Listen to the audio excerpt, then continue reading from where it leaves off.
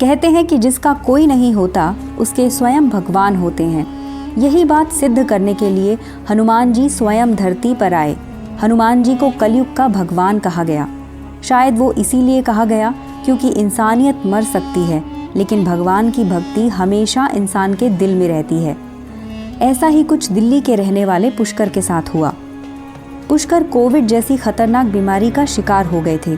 वो पटेल नगर में छोटे से घर में अपने परिवार के साथ रह रहे थे, जिसमें उनकी एक 5 साल की बेटी और पत्नी रहते थे। पुष्कर शुरू से ही अस्थमा के पेशेंट थे।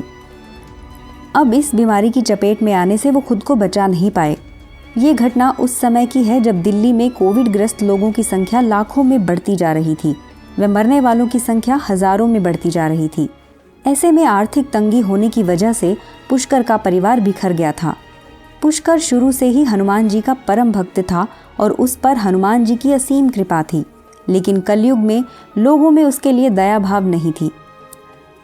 जी हाँ, एक दिन पुष्कर की हालत बद से बदतर हो गई। उनकी पत्नी अपनी बेटी को रिश्तेदारों के यहाँ छोड़कर अपने पति को सफदरजंग अस्पताल ले गई।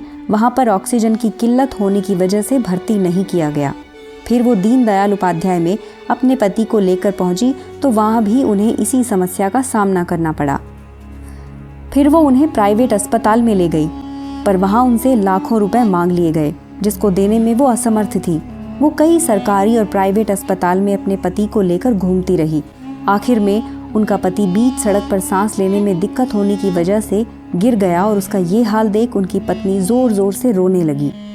पुष्कर ने हिम्मत नहीं हारी और अपनी पत्नी से कहा कि हनुमान जी से प्रार्थना करो, अब मुझे वही बचाएंगे। उनकी पत्नी हाथ जोड़कर बीच सड़क पर हनुमान जी से विनती करने लगी। तभी एक लंबा चौड़ा आदमी भीड़ में से निकल कर आया और पुष्कर को सफदरजंग अस्पताल में भर्ती करवाया। इतना ही नहीं, उसने उन्हें कुछ पैसे भी दिए ताकि उनकी दवाइयाँ खरीदी जा सके। जैसे ही पुष्कर को उपचार मिलने लगा और उनकी हालत में सुधार आने लगा तो उनकी पत्नी उस आदमी का धन्यवाद करने पहुंची तो उसने देखा कि वो व्यक्ति जा रहा था, लेकिन जाते जाते हनुमान जी के सिंदूर वाले पैरों की छाप वो छोड़ता जा रहा था। पहले तो उन्हें ये भ्रम लगा, लेकिन बाद में पीछे से उनका रूप हनुमान जी वाला दिखा।